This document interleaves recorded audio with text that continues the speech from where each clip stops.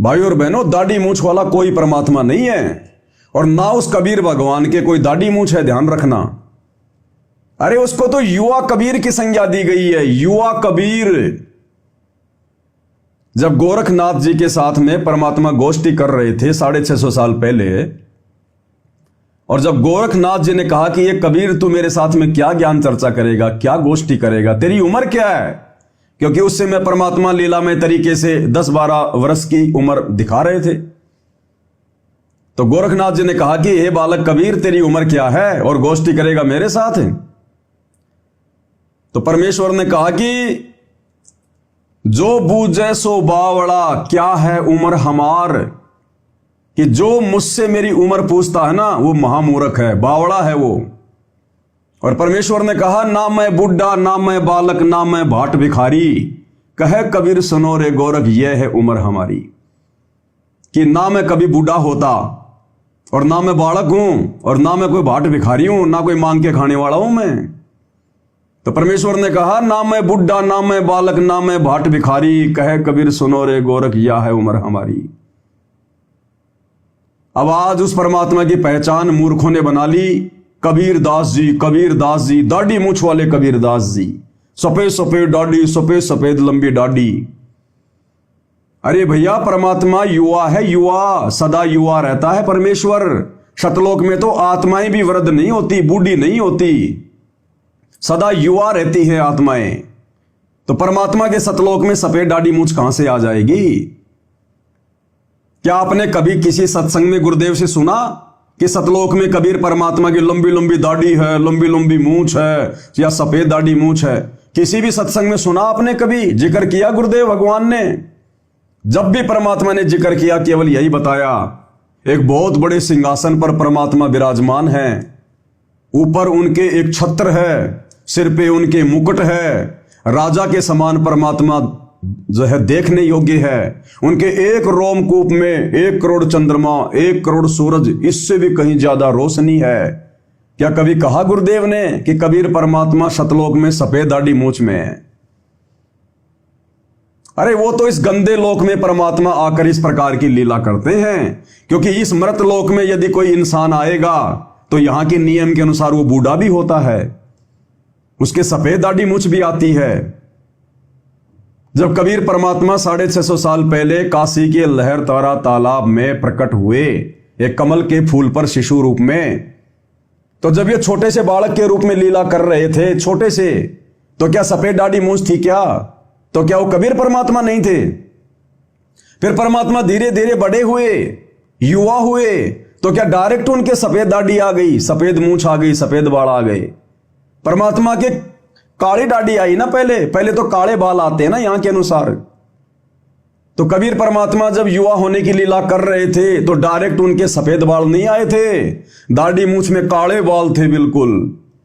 तो वो काले बाल वाली दाढ़ी मूछ वाली फोटो क्यों नहीं बनाते भाई? डायरेक्ट सफेद वाली क्यों बना ली? और फिर हमारे अंदर एक धारणा पैदा होगी कि ये सफेद दाढ़ी मूछ वाला ही कबीर भगवान है, जबकि कबीर परमेश्वर के कोई दाढ़ी मूछ नहीं है।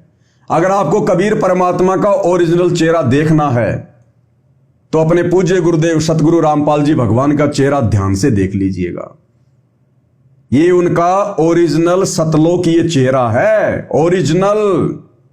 और वर्तमान में गुरुदेव भगवान ये कबीर परमात्मा शतलोक से चलकर एज इट इज अपने ओरिजिनल रूप में आए हुए हैं। हमेशा ये परमात्मा अपने ओरिजिनल रूप में ही आता है। आपके विश्वास को दृढ़ करने के लिए एक छोटा सा सत्संग पूज्य गुरुदेव भगवान के मुखारबिंद से आपको सुनाते हैं। ये सत्संग है गुरुदेव भगवान का, सुनाते हैं आपको। परमात्मा इसमें क्या कह रहे हैं? गुरुदेव कह रहे हैं कि परमात्मा का एक विधान है, परमात्मा का एक विधान है, यानी उनकी भक्ति की कुछ नियम हैं, कुछ मर्यादा हैं। और सतलोक में सिंहासन है, परमेश्वर के शीश पर मुकुट है, छत्र है ऊपर, और एज इट इज रूप में, ये एज इट इज रूप है ना, ये ध्यान से सुनना। गुरुदेव कह रहे हैं वो परमात्मा अपने तेज पुंज के नूरी शरीर को हल्का करके एज इट इज रूप में नीचे आता है। अपनी शक्ल चेंज नहीं करता परमात्मा, एज इट इज रूप में आता है। काल को धोखा देने के लिए अपने बेटे का रूप बना लेगा, जो मर्जी कर लेगा, लेकिन इस गंदे लोक में जब परमात्मा आते हैं, प्रकट होते हैं, तो अपने एज इट इज सतलोकी रूप में प्रकट होते हैं। काल और दुर्गा नहीं पहचान पाते, उनको दिखाई नहीं देते। जिस प्रकार, क्योंकि परमेश्वर तो अनंत करोड़ सिद्धियों के स्वामी है, वो किसको क्या दिखाएंगे, किसको क्या नहीं दिखाएंगे, वो तो उनके ऊपर है। जैसे 650 साल पहले जब कबीर परमात्मा को सिकंदर लोधी जनता के दबाव में आकर काशी से बेड़ियों में जकड़कर दिल्ली ले आए खूनी हाथी के आगे मरवाने के लिए, तो उस समय परमेश्वर ने क्या किया, उस पीलवान को जो हाथी के ऊपर बैठा हुआ था, उस पीलवान को परमात्मा ने सिंह रूप दिखा दिया, शेर का रूप। हाथी को नहीं दिखाया, बाकी लोगों को तो वो कबीर जी दिखाई दे रहे हैं, और उस महावत को सिंह रूप दिखा दिया परमात्मा ने, और महावत हाथी से नीचे कूद के भाग गया डर के। उसके बाद परमात्मा ने शेर को भी दिखा, उसको हाथी को भी सिंह रूप दिखा दिया। जब महावत उसको दुखी करने लगा, परेशान करने लगा, तो परमात्मा ने उस हाथी को सिंह रूप दिखाया। उसके बाद में परमात्मा ने सिकंदर लोधी को सिंह रूप दिखाया। बाकी लोगों को नहीं दिखाई दे रहे थे, बाकी लोगों को तो बेड़ियों में जकड़े हुए वो कबीर जी दिखाई दे रहे थे, नहीं दिखाई दिए उनको। तो ये तो परमेश्वर की लीला के ऊपर है, उनकी मौज के ऊपर है। वो दुर्गा और काल को अपना क्या रूप दिखाते हैं, और उसी समय आप और हमें क्या रूप दिखाई दे रहा है। तो गुरुदेव भगवान कह रहे हैं कि जब वो परमात्मा इस पृथ्वी पर आता है अपने तेज पुंज के शरीर को हल्का करके, तो अपने एज इट इज रूप में आता है, एज इट इज रूप में, यानी जैसा उनका सतलोक में रूप है उसी रूप में परमात्मा आते हैं। तो आज वर्तमान में हम अपने गुरुदेव भगवान को परमात्मा मानते हैं कि नहीं मानते? साक्षात कबीर भगवान मानते हैं कि नहीं मानते? क्योंकि उनके अलावा तो कोई सतज्ञान का एक शब्द भी अपने मुंह से नहीं निकाल सकता। इस काल के लोक में सत्संग का एक शब्द कोई नहीं निकाल सकता।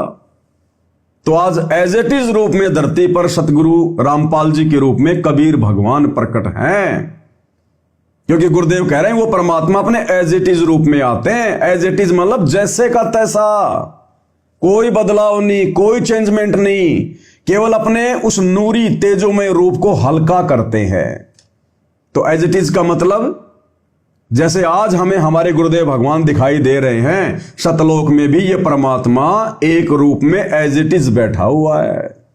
तो ध्यान से सुनना है सत्संग को भाई और बहनों। तो परमात्मा का एक विधान है, परमात्मा उसी विधान अनुसार अपने सब कार्य करते हैं। परमेश्वर सतलोक में रहते हैं, जिसको गीता जी में शाश्वत स्थान कहा है, सनातन परमधाम कहते हैं। और वहां परमात्मा मनुष्य दृश्य है, एक सिंहासन पर विराजमान है।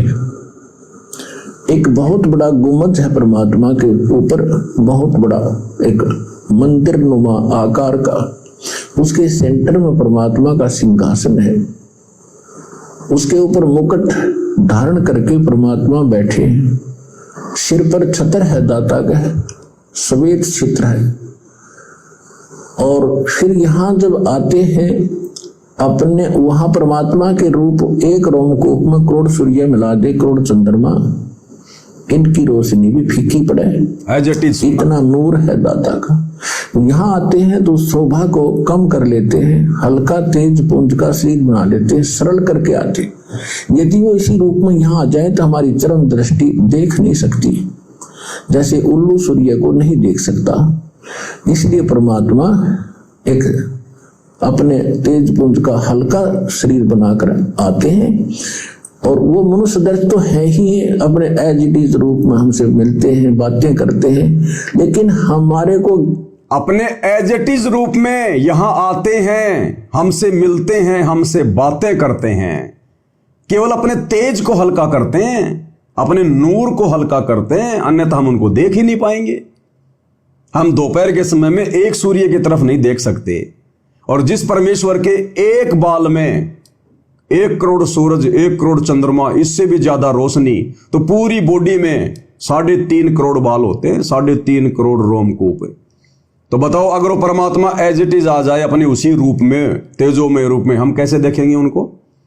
तो गुरुदेव कह रहे हैं वो परमात्मा अपने तेजोमय रूप को हल्का करता है और एज इट इज परमात्मा यहां आता है, एज इट इज। तो आज परमात्मा एज इट इज आए हुए हैं, एज इट इज, जिस रूप में परमात्मा सतलोक में बैठे रहते हैं। तो आज जिस रूप में आप और हम अपने गुरुदेव भगवान को देख रहे हैं, जिस शकल में देख रहे हैं, ये उनका एज इट इज सतलोकीय रूप है, सतलोकीय रूप। तो गुरुदेव कह रहे हैं एज इट इज तो है ही, अपने एज इट इज रूप में हमसे मिलते हैं, बातें करते हैं, लेकिन हमारे को ज्ञान गलत प्राप्त होता है, परमात्मा की डेफिनेशन गलत होती है, हमारे हमने ग्रहण कर रखी होती है। इसलिए हम भगवान को निराकार मानते रहते हैं और साधु उनको संत मान करके हम उनको हरि कर देते थे। तो सुना भाई और बहनों आपने किस प्रकार से गुरुदेव भगवान अपने सत्संगों में अपनी पहचान के विषय में संकेत करते हैं, और इन संकेतों को समझना ही तत्व भेद है, तत्व भेद। और इस तत्व भेद की दया स्वयं गुरुदेव अपनी कुछ एक विशेष आत्माओं पर करते हैं, सबके ऊपर नहीं करते। तत्व भेद एक न्यारा रे साधु भाई, तत्व भेद एक न्यारा शब्द है ना गुरुदेव भगवान का। तत्व भेद एक न्यारा रे साधो भाई, तत्व भेद एक न्यारा, तत्व भेद एक न्यारा रे साधो भाई, तत्व भेद एक न्यारा। समझेगा कोई गुरुमुख प्यारा, तत्व भेद एक न्यारा। समझेगा कोई गुरुमुख प्यारा, तत्व भेद एक न्यारा। एक होता तत्व ज्ञान जो परमेश्वर सबको बताते हैं सत्संगों के माध्यम से, क्योंकि गुरुदेव के सत्संग ही तत्व ज्ञान है। और उसके बाद एक होता तत्व भेद, यानी उस तत्व ज्ञान में से सार निष्कर्ष निकालना। तो ये परमात्मा उन्हीं आत्माओं पर रजा करते हैं जो उनकी विशेष प्यारी आत्मा होती हैं, जो अधिकारी हंस होते हैं। वही जान पाते हैं, पहचान पाते हैं, उस तत्व भेद की उन पे दया होती है। गुरुदेव कहते हैं ना कि सब सुमरे अपने अनुमाना, तो गति लखी न जाए, और कहे कबीर कृपया कर जन पर, ज्यों की त्यों समझाए। और क्या होता है तत्व भेद? एक छोटा सा आपको सत्संग सुनाता हूं गुरुदेव का। इस शब्द से पहले गुरुदेव भगवान क्या कह रहे हैं, आदरणीय गरीबदास जी का उदाहरण देकर,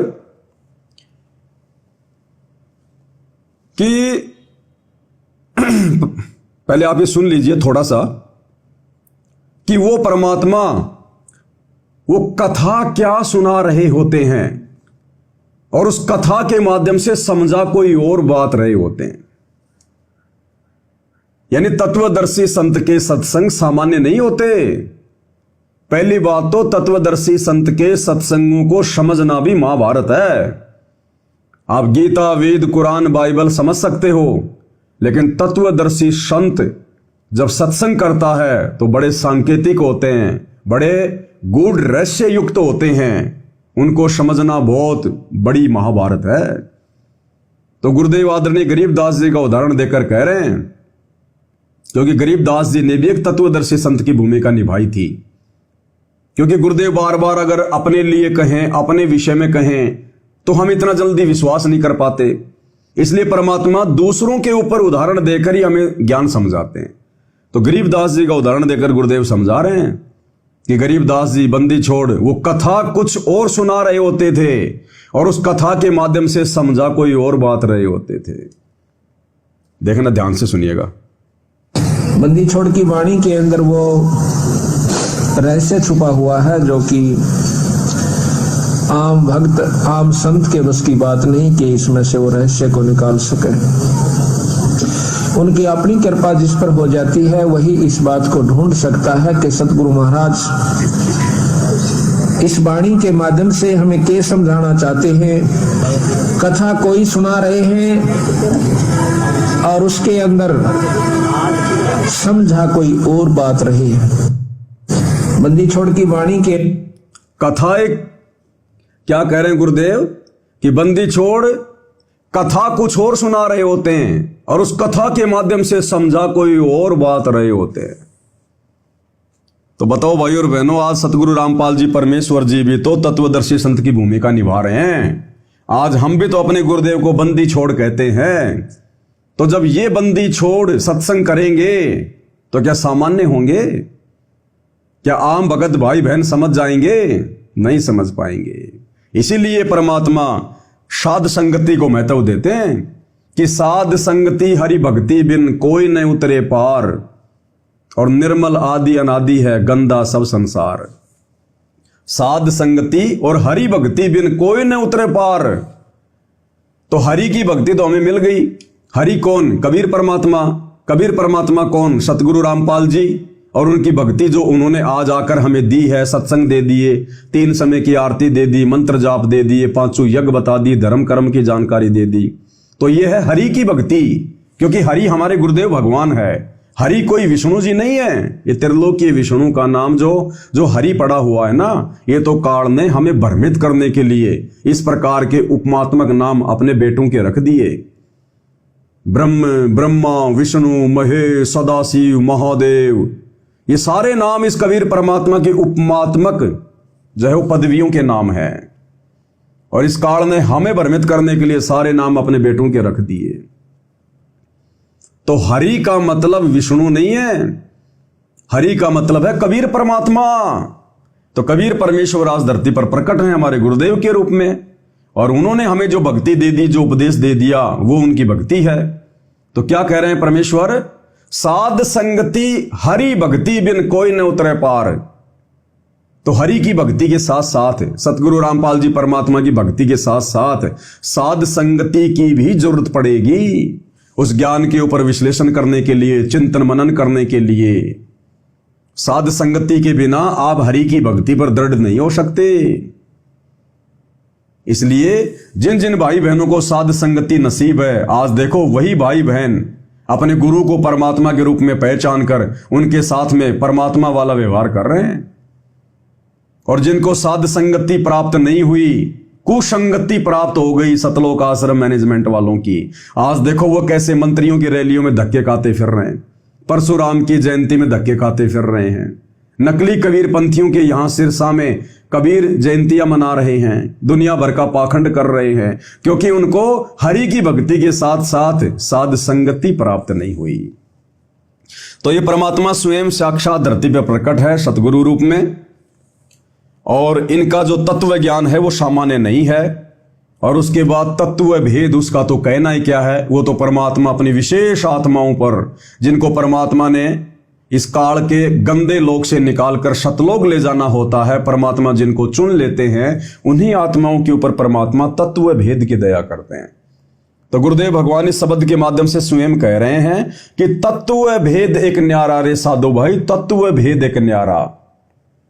कि जो तत्व ज्ञान तुम्हें दिया ना, इससे न्यारा है वो तत्व भेद। तत्व भेद एक न्यारा रे साधो भाई, तत्व भेद एक न्यारा। तत्व भेद एक न्यारा रे साधो भाई, तत्व भेद एक न्यारा। समझेगा कोई गुरुमुख प्यारा, तत्व भेद एक न्यारा।